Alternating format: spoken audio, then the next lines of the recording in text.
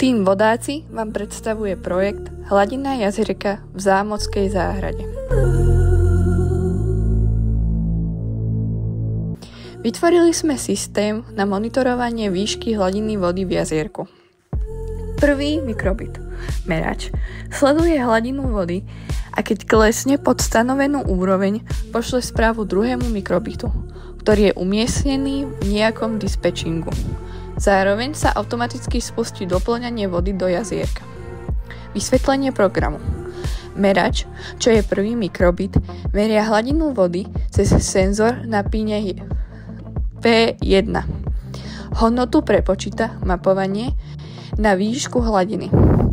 Ak je hladina nízka, pošle správu nízka hladina. Inak posiela číselnú hodnotu hladiny druhému mikrobitu. Mapovanie je podrobne vysvetlené vo videu, ktoré nájdete na tomto YouTube kanáli. Úrad, čo je druhý mikrobit, prijíma údaje cez rádio. Ak príde číslo, zobrazí hladinu vody na displeji. Ak príde text, ukáže varovanie a ikonku. Pri stlačení A plus B simuluje dopúšťanie vody.